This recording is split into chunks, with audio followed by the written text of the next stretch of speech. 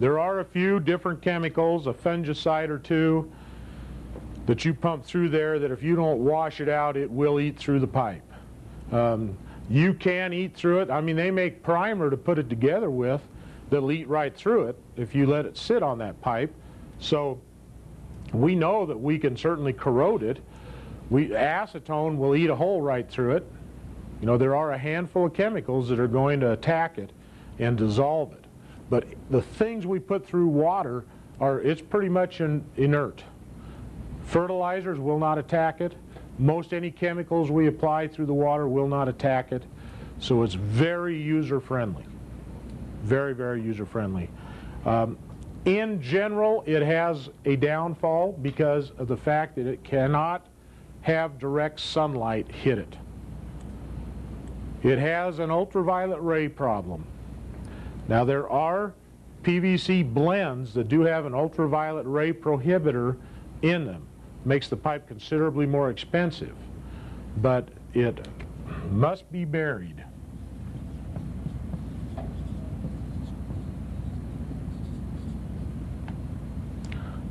Two reasons. It must be buried because of UV,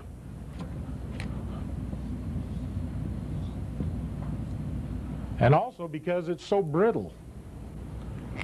If you were to hit it with a glancing blow with a hammer, you can shatter it.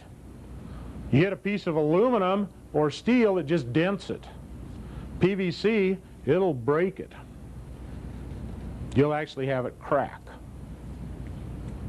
Now, when we get into installations here in a week, we'll look at some of the effects that have occurred on that PVC when it does get hit by an impact. So it could be a water hammer as well to make it crack.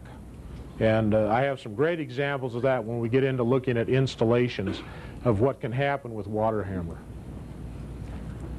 So we have a couple of downfalls. It has to be buried and it's quite brittle.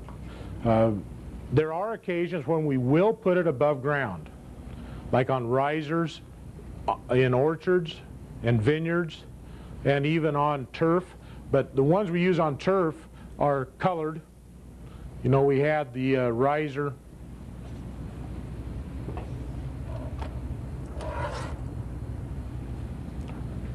This is PVC, but because it has a coloring agent in it, that helps make it UV protected. It's not ideal, but it's much better than without the pigment in it. And so that gives it, and plus this is really, really thick, and it's small diameter, so it can withstand a lot of abuse before it's going to break. Now, if you take a regular piece of PVC, relatively thin wall, and you leave this out in the sun for a couple of years, it will turn yellow.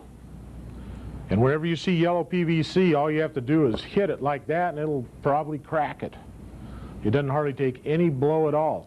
And it'll also just, all it will take is a little surge in the piping in the water, and it'll blow it up too. Literally split it. And PVC tends to split longitudinally when it breaks. Now, we can learn a lot about these pipes. PVC has a lot of different pressure ratings, and I notice it goes up to about 300 psi. Well, here it tells you right on the pipe what you're getting, and this one happens to say it's rated for 160 psi.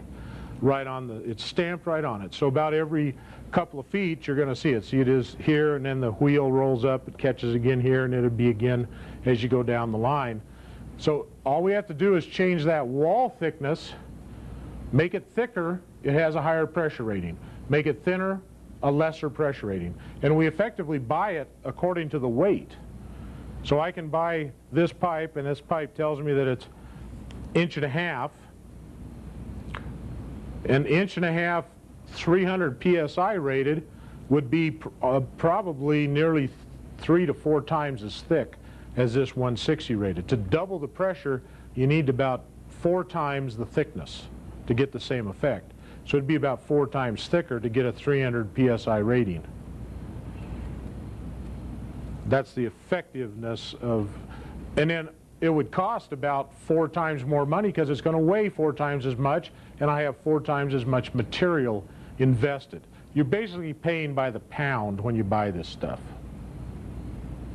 Now, one thing you have to be aware of is don't let people convince you that the best you can buy is Schedule 40.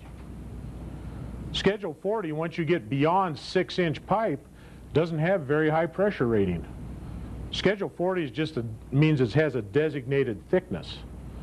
And pipe is rated according to a lot of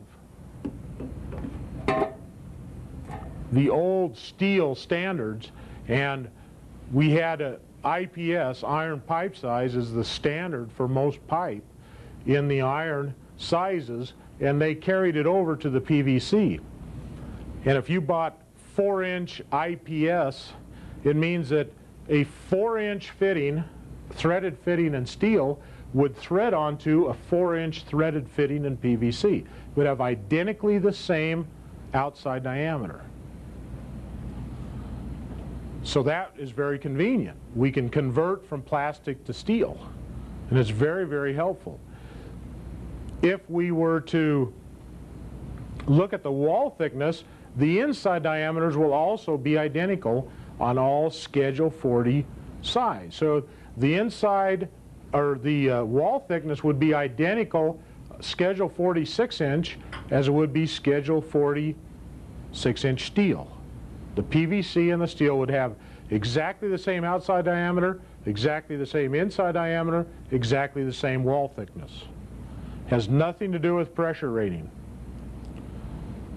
And when you get up beyond 6-inch, that wall thickness for PVC starts to get awful thin for pressure rating. It starts to get down below 100 psi. So you're starting to have a pretty thin wall for the need to hold the pressures that normally we're working with. So it's somewhat of a misnomer. We're going to spend a little more time talking about that later on.